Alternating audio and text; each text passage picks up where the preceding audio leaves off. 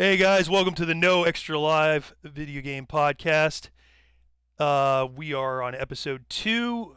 We're your hosts, Josh and James, asking the hard video game questions, talking about the current climate of video games, which is really weird. But we are back here for the second episode. And so we're just gonna, we just basically blast off starting with the questions. Feel free. This is up on YouTube to answer our questions or the questions that are asked. If you want to give your version in the comments, feel free to do so. We're gonna kick it off. James, how you doing, man? Doing all right, doing fantastic. Good deal, It's man. great. All right, first It's great to be question. back. Yeah, it is. Yeah, after Fourth of July is over. Yeah, we're in mid-July now, so this is like I said, episode 2. Let's hit it. First question. You are on. Go. All right. Well, here you go. One for you. Have you ever discovered a band or song from a game that you liked? Yeah. Actually, that's an interesting question. I would say, what was I playing? Road Rash, I think it was on PlayStation, I think, or something. Um, Full on the Mouth. I never heard of them before, but the song was called Another, and yeah, I don't know. I mean, I just like that one song, but it was really good. Just do do do do do do do do do. You're racing and shit. It just has the great vibe of just it fit the game, as a whole to me. So yeah, the band is called Full on the Mouth. The song is called Another. I recommend it, especially if you want to race to something. If you have a playlist or something like that, it's really good. So that would be my answer. You ever hear of him? Actually, no. Honestly, no. I haven't No. haven't heard Cool. them. Cool. All right. And All what's right. yours? All right. Well, mine comes from ironically PlayStation 1 also. But the game was called Skater. So it had a sky and then an eight, skate. Anyways, there was a band I've never heard of. They were called Less Than Jake, a ska band. They had a couple songs on there, and like I said, I've never heard them before. I really liked it. This game came out before Tony Hawk Pro Skater. I mean, it was all right game. But yeah, no, I liked it. I mean, I no joke. I went out to the store and I bought their album. So Wow, yeah, they okay. See, I didn't buy mine. Their album, I just like their song. I got it downloaded off of what was it, Napster or LimeWire back in the days. We're talking. This is a long time ago, 20 years plus. So yeah, it's just. But yeah, no. So I've heard of Less Than Jake. Not a huge ska fan per se. Just like I said, yeah, we're both more into metal and stuff like that. But no, so yeah, if they influenced you to buy their album. Job well done on that. yeah. But The yeah, the you're. song the song was called All My Best Friends Are Metalheads. Oh wow, okay. Well, that's Yeah, what you it's least not a expect from a very ska band. it, it Whatever. it's not a very metal Yeah. song, but if you listen to it and you think about skating with, the how the music's arranged and stuff, like it's perfect for Yeah. skateboarding and stuff like that. Definitely. Cool. Well, two different answers, but yeah, very, very cool. Mine was Road Rash, and yours was Skater with the Skater. eight in it. Yeah, I think I Yeah. remember that. All right, we're gonna move to question number 2, and so whatever, like everybody gets gamer rage. What was your first and worst episode of gamer rage where you just lost it during a game and just you know physically did something? All right. So literally the only, and I mean the only, there's times, yes, where I've wanted to break controllers. This is coming from the only time I've ever actually broken a controller. It was back during the PS2 era. I was playing God of War on very hard, and I was at the last boss, the second phase of it, the part where you have to hug your family, you got to keep them alive, and try to keep yourself alive at the same time while trying to fight off hordes of just yourself, clones of yourself. Anyways, and I kept dying over and over, and this is before the days of YouTube and just where you can just easily just look it up. And I I I broke I want to say I don't know if it was one or two controllers, but I know definitely for sure at least one. But, controllers are, they were like $20 a pop. So still, that's my whole That's thing two with it. controllers going bye bye. Yeah, that's just not. then Yeah, like I said, for the NES, man, those and the Super NES, those were built to throw on the ground and hit and without breaking. It was they were just meant for toughness. But as you got along, the controllers got more technologically advanced.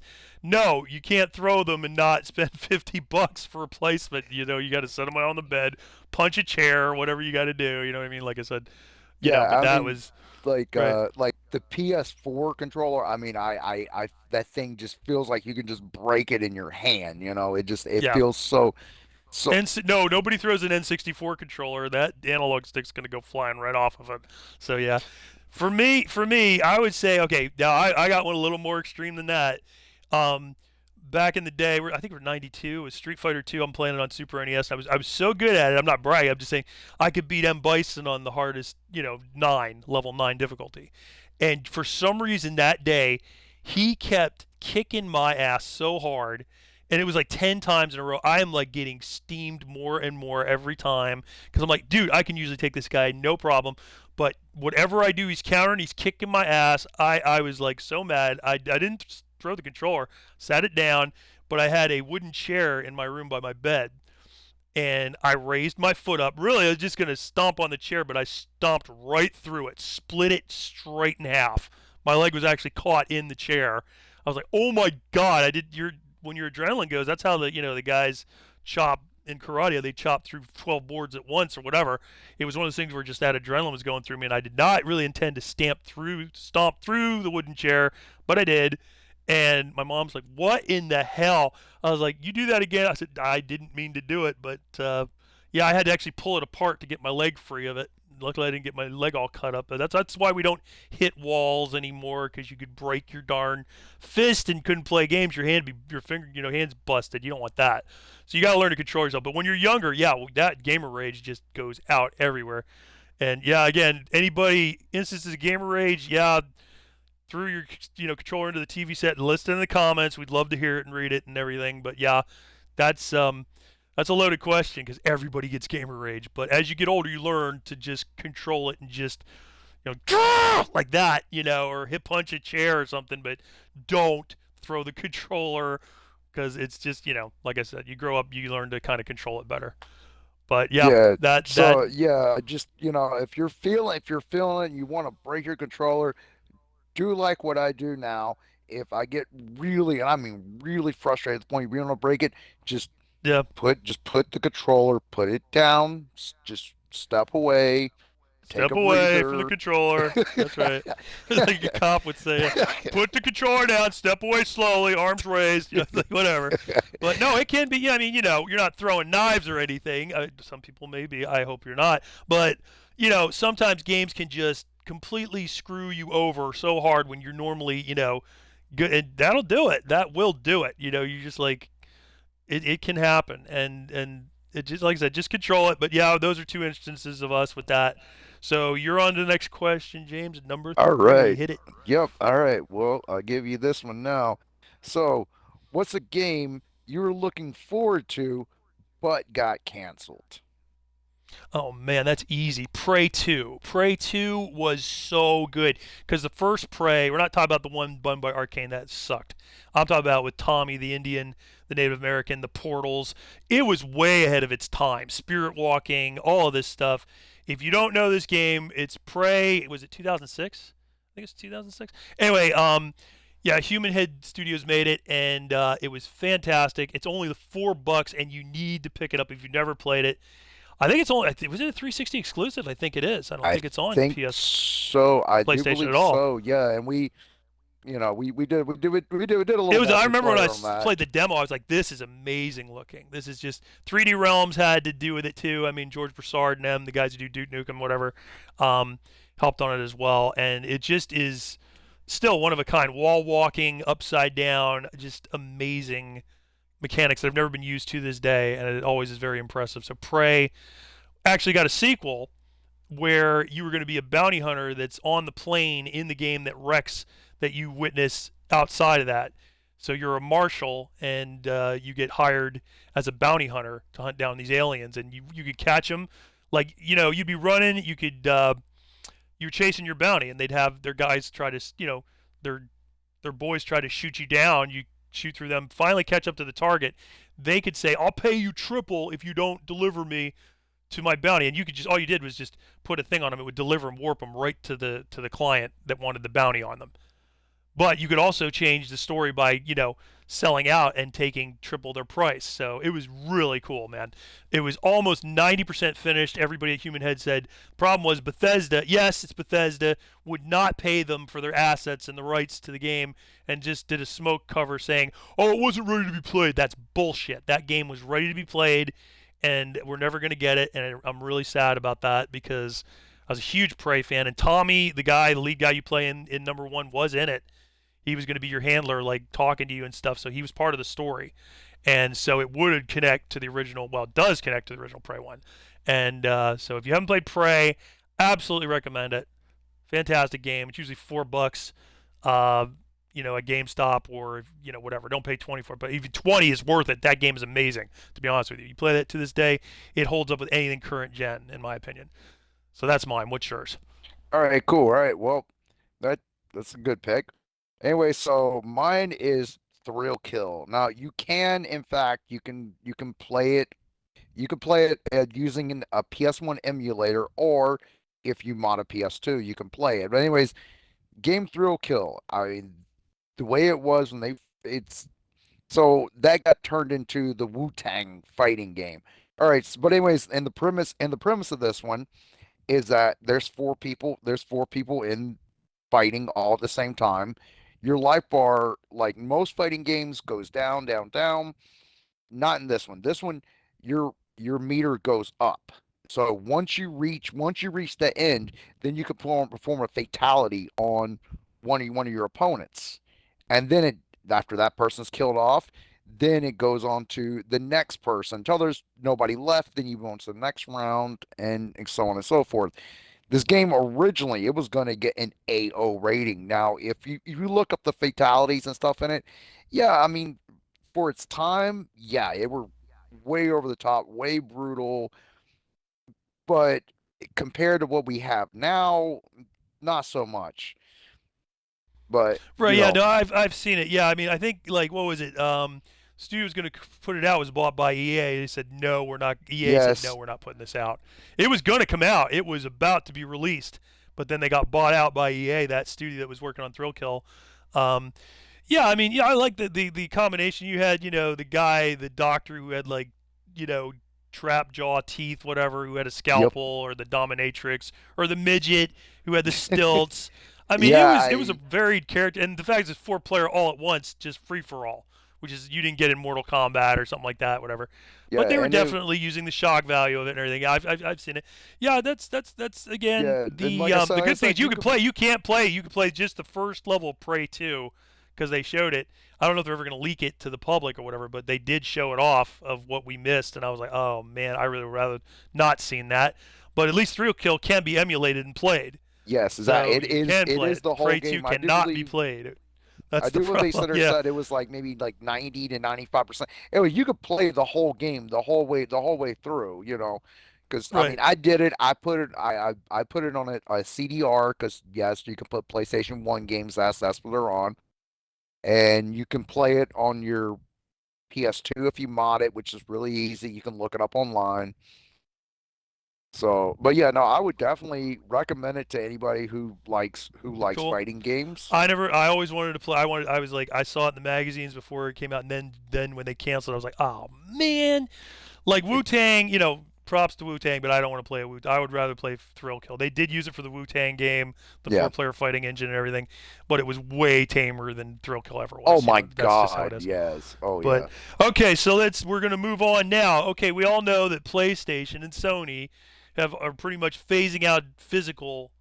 You know, most of us, physical. Like I said, I do mostly digital. The last physical game I think I bought was Resident Evil 2 remake. Seriously, everything else after that has been digital. And but the interesting thing is when you grew up, with all your, Nintendo and Super NES and Genesis games, that's all physical.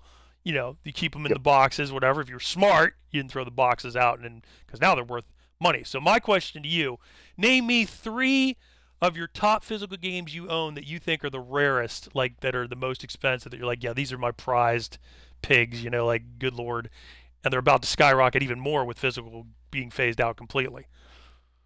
All right. So just three games, So go for it. three of my most expensive games. Well, I'm gonna go and say a most expensive one is Conker's Bad. Conker's Bad Fur Day, complete in box. That's in mint condition. Trying to think, what would be my other really rare games? It's not super rare, but it's not cheap either. Is I have Super Contra 3 for the Super Famicom, which is the Japanese Super Nintendo. In both of them, this is the one rare game where it's pretty much the same price. Most of the time, the Super Famicom games are cheaper to collect for than the North American ones. But this is the same. No, it's overseas. It's gonna be worth more if it's overseas. Like if it's a Famicom or the PAL version Well, over in England, over in I Europe or whatever. was living in Japan, so but either way, Right. no, Well, it that's was how you got it. Yeah, you were stationed over in in Japan, so yeah, of but no, course. I'm living there. So and then my other one, trying to think, what else do I have that's I know I put you on the spot with this one, but I'm just like with all the yeah, physical thing. I It's know. good to I'm ask like trying what to physical you got that you're the most like. Oh yeah, I looked this up on price charting and holy crap, you know. yeah, like I said, I'm trying to think of what's my other most expensive. I know I got some other one.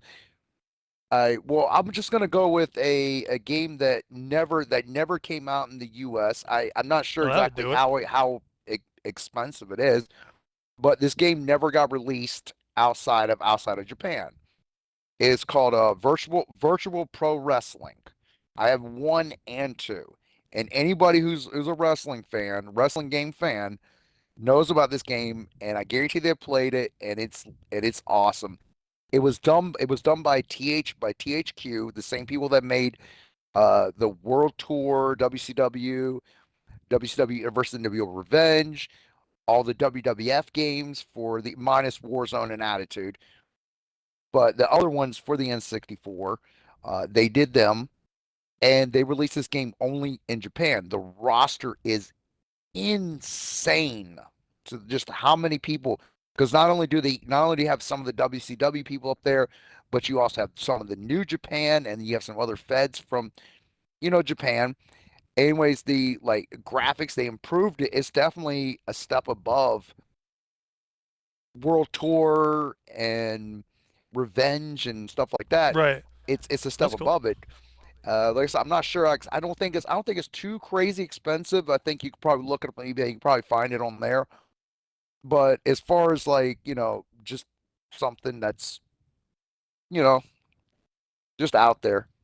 Right, That's right. Well, it's just amazing how some of the games you bought back in the day, you never ever predicted they were going to go for like, okay, so like my three, in my all opinion, right.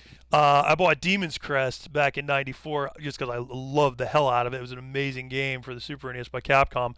Now today, the box itself is going for $250. The game itself, complete in box, is around 700.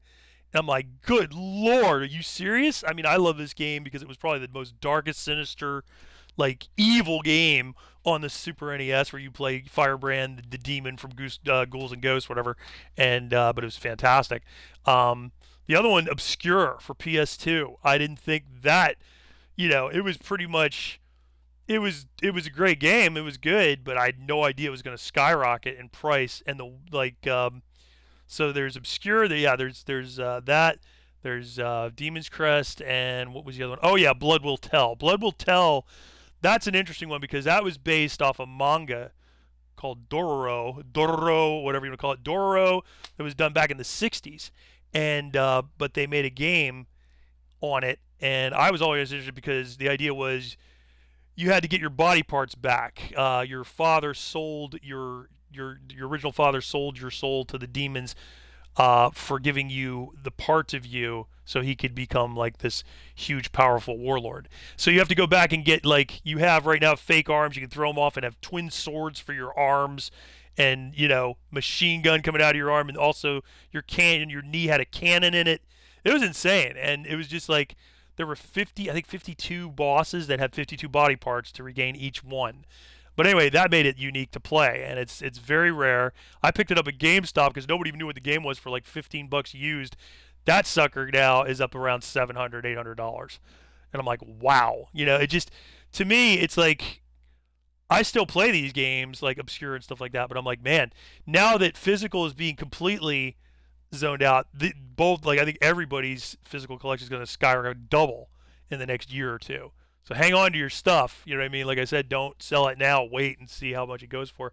But for me, it would be a last resort sell in my opinion because I like these games still. I want to play them again. You know what I mean? And like I Oh, said, but Stan, yes. knowing Uh-huh. how rare they are, it's just like But physical, definitely. I mean, I love the fact that I mean I still have a lot of physical 360 and PS2. Not counting my NES and my Genesis, my Super NES collection, and N64 as well.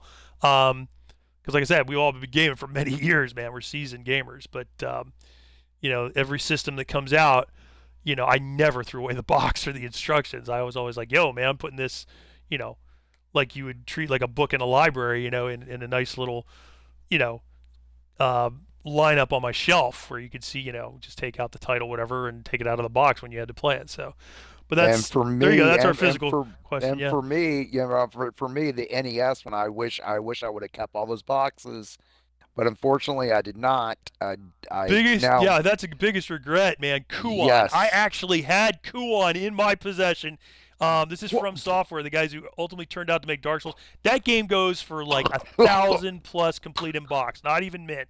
It's insane. I had that, and I bought it for 20 bucks, and I just like I was playing. I'm like, this is the most boring. It is a whoa, boring game, very boring. But the fact that it would be a grand, 20 years later, like, dang, do I regret taking that back to GameStop? That's one of my biggest return yeah, purchases and I because bet you, I yeah, bet you regret, much like me, I bet you regret not buying Little Samson back when it came out. I had no interest in that game whatsoever. It's like you got to be if I would have known, hindsight's 2020 like they said, but Exactly, that's especially what in I'm game collecting. saying. But yeah, Yeah, and that's cool. Panic Restaurant, and some Yep. other, wish we would have known that stuff. Okay, now we're going to throw a discussion question into the mix. This is going great. Hope you guys are enjoying the show. And if you do, like, comment, and subscribe because we're on YouTube. And please spread the word on us. We're going to get better and better as we keep going with the questions. And feel free to answer them in the comments, as always, like we say. We're going to discuss right now about id and what happened to id software with Microsoft and Doom specifically. Um, Oh yeah. I myself and I think James both can say we did not like Dark Ages at all. And all you Doom fans are like, oh yeah, it's Doom. No, it's not Doom. When you're airborne with a freaking chain spear, bombing people, that's not Doom, man. If you were to show somebody that back the OG '93 Doom, this is what Doom's going to become in the future. Like what the heck? This is not even. This is any other game but Doom. You know what I'm saying? It was just like so they gutted the team that made Dark Ages and the DLC and stuff like that. And you know what? For me, right now, it said they actually are working on a current Doom. And I'm like, yeah, we need one of those. Something that goes back to 2016 where it stayed grounded, where you weren't flying in the Yes. air. I mean, it's one thing if you're a Revenant and you have a jetpack and you're doing it in multiplayer, but to be the Slayer and no, it's not throwing shields. Dark Ages was more about ranged combat. Did you like it? I didn't like it, No. man. Oh I just no, no. I didn't. mean, was it And better? Was it better than Eternal? Yes. didn't I tell you though that they were going to make it too long? You can make a game Yes. too long where you're just like, God, let this be over. Seriously, I got to fight the main boss 3 freaking times. I mean, and then go to hell and fight him again. I'm like, no, I did not want to do that. That was too much extra.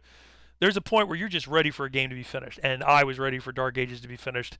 You know, sorry, it was there were a couple all right things I liked about it, but not the shield, the parrying, seeing these little stupid balls come out of the enemy, and oh, we got to aim for the green one and parry it back. That's not Doom, guys. I'm sorry. No. We need, and I actually went on. We need a more horror Doom, scarier Doom. That'd be cool. Like they did it in Doom 3, and I like Doom 3. People, oh, it wasn't. Oh, yes, it was Doom. Sorry. Yeah, it was. It followed the exact same skeletal structure of what Doom was. Yeah, it You know, was. I know you like Doom 3. I don't mhm. care for it as much, but that feels more like actual But it Doom. felt like a good fresh take, and the more satanic, the pentagrams everywhere, the Yeah, laughing, the darkness, the candles lit.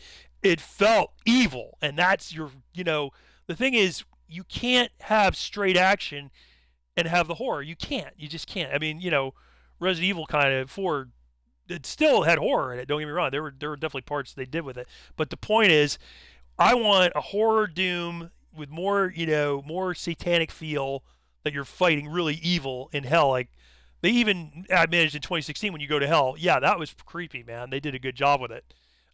Even though it and was then action. and But then go ahead. Yeah. Doom 64. I mean, they really Yeah, that was ramped up good too. the When you satanic heard the babies imagery and cry and everything.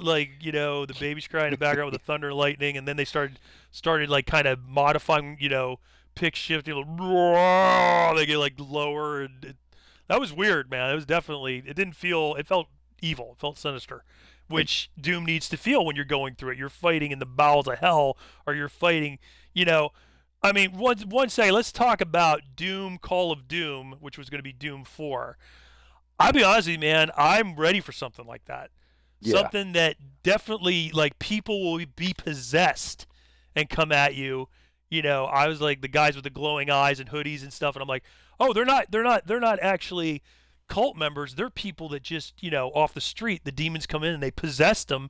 You got possessed humans coming at you, clawing at you and stuff. I'm like, that's great. I think that's a great idea. Um, oh yeah, moreover goes, of what hell is, and and Satanism, of what you're fighting, these satanic, demons. That the demons became sci-fi in yeah, Doom Eternal and Doom Dark Ages, man. The whole plot, there doesn't need to be a plot, guys. There doesn't need to be a movie script. You're a slayer, you're fighting hell's minions. That's it. That's all there needs to be said. Even the Rabbit Daisy, they tried to expand on that. I'm like, no, that's not necessary, man. Daisy was his pet rabbit, fine, but the Fortress of Doom and all this stuff. And I don't care. I mean, these are my feelings. I've been playing Doom since OG 93. I had the yep, shareware back in 93, and I still wish I had it because that's worth money. But this is not Doom, guys. It is not. Carmack will tell you that, and he made it. You know what I mean? Like I said, John Carmack is, and John Romero, of course, yes, both of those guys. Um, it was fantastic, and it has gone so left of the dial now. It's not even Doom anymore. So I believe, like I said, that the numbers spoke for themselves. You can cope harder all you want, but Dark Age is one of the worst selling Dooms of all time. The only reason it did good is it was on Game Pass, and a lot of people play. That's why I play. I wouldn't pay $70 for that. There's no way to play that game. So I'm not, I feel sorry for the team that got gutted, but hopefully they're working on a whole nother refresh of Doom because we need it. I'm tired of this flying in the air yes. jazz, and just this whole plot that just can be scrapped. Let's just break it down to the, like, 2016, man, one of my favorite Dooms of all time, because I really didn't think they were going to nail it, and they nailed it. They nailed it so well. And most people tell you 2016 was the most grounded. Absolutely, it's grounded. You never leave the ground except for vaulting up a couple of Yeah, a things. couple things here or there. Yeah. But now they say their team is back to the size that did 2016. I'm like, So great. Now make another sequel to 2016. We're good. That's all I want. please, If yes, Eternal would have been, the set pieces would have been 2016's gameplay, I would have loved it. But not running around every 5 seconds sawing enemies to get more ammo when you're losing ammo so quick. That's not fun, guys. That's a chore to me. And whatever. But I'm a huge Doom fan, and you may not agree with me. Go sound off in the comments. Tell me I'm a dick or I'm an idiot. I don't care. We're exactly. expressing our opinions here. I mean, what is your all-time favorite? I mean, you can't really ask that. I have three of them that I like. I mean, like I said, but it was, For I'd for say Doom 3, Doom, Doom 2016, and Doom. Yeah, that's it. all That right. was the So evolution for me. mine is the OG 93 Doom. Mm-hmm. Then it probably did, I would say the 2016 Doom, Mm-hmm. and then I want to say, I mean, it's like close You're tie really gonna say between Dark two. Really? No, No, okay. I was gonna say, yeah. I'm really gonna say Dark please, if Age. you have the right Yeah. to, man. It's all Oh, good. You can. I It's just know, but all right. no, No, for real though. I mean, it's a close tie between Doom 2 and Doom 64, but I think Doom 64 kind of edges it out just a little bit more Yeah, it was than amazing looking. When that yes. the Oh my lighting God. especially, they never had lighting like that in Doom And on the then you were PC. All up to and Final then Doom with even. Yeah. and they actually nailed Doom Plus, they on gave you a double a chainsaw, man. Come on, how awesome was yes. that? Oh Nobody got that man. but the 64, dude. It was amazing.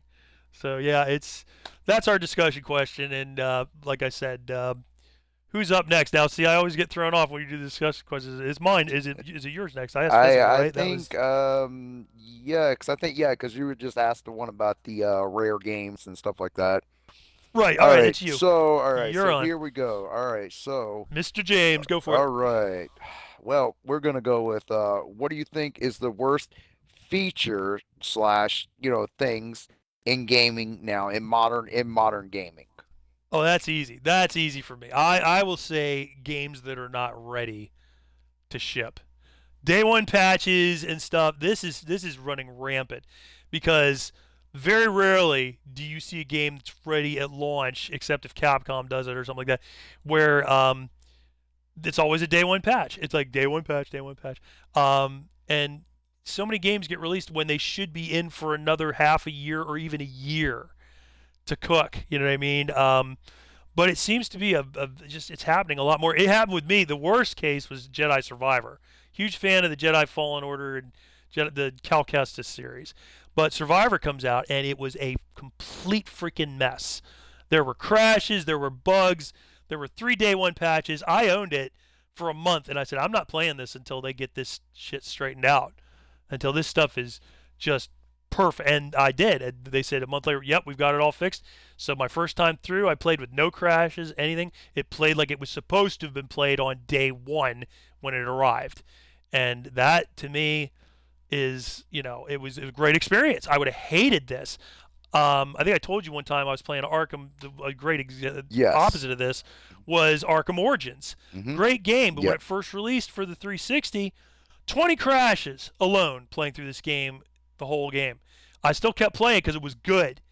The boss fights were good. Everything. It was a great take on Batman. That's what kept me playing. But 20 crashes. Then of course, I wait a year or two to play it again. They fixed everything and it played like butter. I think it was on the Xbox One, it was backwards compatible, whatever, and it plays great. But boy, that first day, the first week, you're just trying to play it and it keeps crashing. You just God, I gotta keep playing it, but man, you should not have to deal with all this. So that one's mine. The day one patch games that are not All ready to be right. played. So what is yours? Alrighty. So mine happened actually fairly recent ago.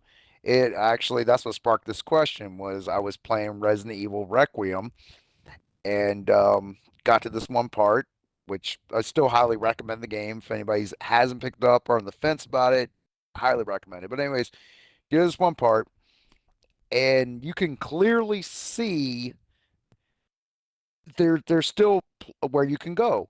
And then you go to click on it and you can't go through it because there's an invisible walls. Now, yes, we've dealt with invisible walls and you know, growing up and everything like that. And but invisible walls shouldn't really be happening now. It's not like the game has that, limitations like we did back in you know, the PS1 era or the Super Nintendo era or whatever. We shouldn't be having these problems because I can see and I'm like, what the oh great, invisible walls. Yeah, that can So be a pain. It happened. It happened. That was one of the big problems of. I love the Bionic Commando remake. A lot of people didn't. But when you're swinging, it felt so good. But you get your momentum swinging, and you swing outside of the area, the invisible wall. Then they made it race. You died instantly. Like, oh, that's not fun. Come on. I mean, I'm not saying it needs to yeah, be fully I open world, but mean come if on, give us a chance to say get back into the area or whatever. But no, you just yes, instantly die, and I'm like, that really took the game down. And I still stand by that game, Bionic Commander remake. I still have fun with it. It's a good guess. Not yeah, amazing. It's good, Plus, my But favorite singer, Mike but see, Patton, does the voice of the guy. So yeah, yeah. I'm Yeah. I'm okay with that if they say if you go outside of their boundary and say, "Oh, get back in your boundary, you have, 5 Right. seconds." I'm fine with that. That's not, invisible wall to me. That's them telling you, "Hey, this is where the cutoff is. Come on back." But no, Resident Evil part with Leon. When you get into Raccoon City, there's one part in there. There is an invisible wall. I don't know. Maybe it's a glitch on mine. I don't know. No, But I don't think it is. But it's more of a yeah, hallway game anyway. Let's really break down yeah, Resident Evil. It really is a series of hallways. Even if you're outside, you can't, explore Raccoon City in Resident Evil Requiem like you want to. You know what I'm saying? Like there is boundaries. That's just how Capcom does it. But no, if it makes it look like you should go there and you can't, yeah, that can be frustrating. Um, yeah, that's a exactly. good one. So there you go. Those are our two. Again, you got a complaint about the things that were better in the past. Yes, some things were better in the past, and now we're going to discuss one of the interesting questions. If you had an NES, Nintendo Entertainment System, for the layman's there who don't know what an NES is, what do you think would qualify as the best ending in a Nintendo Entertainment System game to you? What would you say? All right. Well, we're gonna have to go. I mean, because for those of you that don't know about the NES and the endings, most of the time you got the ending. It just says, you beat whatever boss. Congratulations. I think it You was rest. congratulations because of Yes, the because yes. of the whole translation from Japan to English. There was something that Yeah, was and they also congratulations. Yeah, didn't it's like really, weren't really big on it. It's not like it is now. But that's most of the endings. Now, sometimes, I mean, yeah, you might get a little tiny bit, or you get like a picture or whatever. But no, we're gonna go with Ninja Gaiden.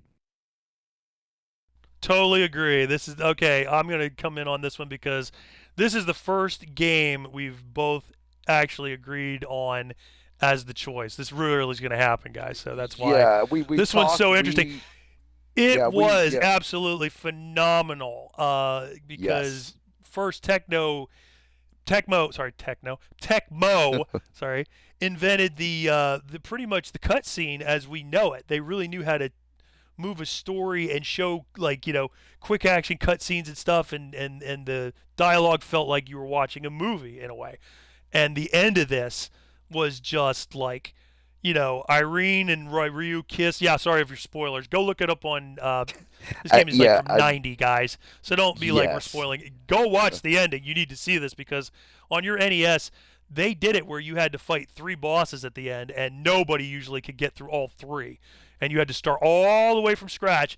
And you're like, is this really going to be worth it? This is finally one time where yes, it was worth it. yes, Because the one thing I remember, I think you do, is is hmm is Ryu and Irene standing on that cliff and a huge yes, sunrise coming up, and I mean it was as big as your entire screen, fully cinematic, and just like whoa, am I actually what? Yeah, they went all out. It was just like the story itself, how it ended, what happened with his father, and the demon itself, and we've seen the castle crumble before, but this was a big one. Like this one made the one in Castlevania take like it was like 6 times as long, and yep, because they wanted to show the whole mountain and the whole thing that you just traversed through going down, and great ending, really good ending. I really would love yes, to see this done as an anime. To be honest with you, the story was that good. If they were to take Ninja Gaiden 1 and that story and make it an anime, I would absolutely give it blood, of course, and everything. oh, But absolutely, overall, no, this blew away anything we've ever seen before. So that for us was the big one. Nothing otherwise. It was always like just some like congratulations one or a helicopter flying from an island blowing up real yeah, briefly. Nothing very anticlimactic. This right here was cinematic, amazing, and something you never forget for the rest of your life. It's just like you name NES one best NES game ending. Ninja Gaiden, absolutely agree. Good absolutely, choice. 100. Good Yep. choice. Good choice. We're gonna go with one last question. All Um, right. we hope you guys have been enjoying this. We are coming back. This is, like I said, episode 2. We're glad to be back. We got better sound. We got better format. We hope you're enjoying it. We will be back August 1st with our next one. So it won't be long, about 15 days. Boom. And please spread the word on this. Please like, comment, and subscribe. on YouTube, and we do appreciate it. Hope you guys are enjoying this. And if for the old retro gamers, you're getting nostalgia. For the newer gamers, you're learning stuff, and go check it out and see what we're talking about. Um, so here we go. This, yeah, you're supposed to wait. You're supposed to hit with the question that was mine, right? I'm just gonna Yeah, hit this. This is yeah, yeah. this is a very quick Just one. go and hit it. You know, you Let's go and just hit the go. We'll, last we'll break question. Yeah, format let's just just for one time here. yeah, What let's go to for it. you was the game that exceeded your hype? You know, like everybody was, you were hyped for it, and you played it when it came out, and you're like, this is even better than I thought it was going to be. That rarely does that happen because expectations are so high nowadays. But what would yours be? Yes, sir. What would that one be? Yes, good question. Mm, I, I guess I would honestly, I guess I would have to say maybe Conker's Bad Fur Day. You love Conkers, don't you? Yes, I do. Yes, that's as you watch episode one, you know, you hear me, talk about it being one of my It is a favorites. great game. I will not no. I Yes. absolutely loved it myself. So So much care and love was taken into that game. so my So yeah. I don't know what expectation I really had of this because I was just so like and then you start playing it and you're like okay, and then as you start getting into it, then you're like oh my God, it Yeah, the gets mechanics go better. far deeper than you ever would It, imagine. it You know what I mean? What you're doing gets one it second to gets the next or whatever. Yeah. yeah, it gets so much better and better and just that's I can't praise that game enough. I mean, it's a fantastic game, start to finish. So Totally I agree. Yeah. so Good yeah, choice. Good choice. For me, yeah, it's Bioshock. I was actually not able to sleep the night before this thing came out because I knew about it. I read about the Game Informer. It's what made me choose a 360 because it wasn't, yeah, we didn't know it was a year exclusive to PS3, but still, it really did involve me buying a 360 instead of a PS3. But the fact that your powers, your plasmids, all that stuff, but the fact that you could actually turn the AI in your favor, whether it was the drones that fire machine guns, you shoot one down with your electricity, you reprogram it, it becomes your ally and shoots all splicers in the area, or you could program the cameras to be hostile on all the splicers and to call out a whole bunch of them on them. It was just the fact you could actually take a big daddy that's so dangerous, and if you were good about rescuing the little sisters instead of harvesting them, you get this thing where you can control a big daddy. He will be on your side. As long as you have the plasmid, you could have him fight another big daddy, and those both were tanks. So you'd bet on who would win or whatever. It was just how you could flip the script and use the AI against itself. You had all these different ways to play this game. Bioshock was amazing. They didn't stick the landing because that last hour where you have to do that fetch quest and get a fisheye lens and become a big daddy with no drill. It's an escort mission, and I'm just like, oh, that was terrible. But 95% of the game is ace. It's just amazing. It was fantastic. So for me, it was Bioshock. It just amazed and blew away my expectations. I was like, I can't believe the game did this, but it did. And the water effects, everything was just so amazing for that time, and it really ran your 360 hard. I mean, it made me red ring one time wow. because of yeah. I mean, you could see how. I mean, you couldn't install to the internal hard drive yet. They didn't have that ability, so you had to play it right off the disc, and you had to that's what caused red ring. The system would heat up so much it was just run the fan just constantly. It was amazing though, but yeah, that would be mine. So there you go. That's gonna wrap episode 2, guys. We hope you've enjoyed the show. Um, like I said, if you didn't listen last time, James and we both play in a metal band. He does vocals, I do guitar, low end and everything, and we're called When Evil Calls.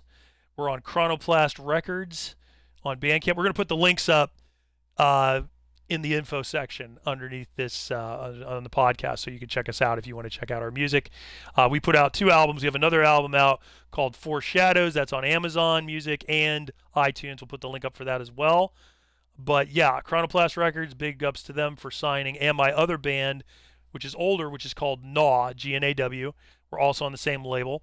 Um, Check out our stuff there. So if you want to support us, because we're not doing Patreons or charging for these podcasts or anything, that's the way to do it right now. And we hope you guys have enjoyed the show. We enjoyed doing it. We do this pretty much right off the cuff, asking questions we're not even ready for, so the answers are absolutely genuine. And that's going to be it. James, you got any words to say out before I do the outro? No, just That was good talking with you, hit man. him. Like I said, it's Yeah, we just want we're just down to earth gamers, man, and we hope you yep. guys are too. Um, and unlike the video game world, we want to remind you you get no extra life. So we'll see you on the next podcast. We're out of here. Take it easy. Have a good one.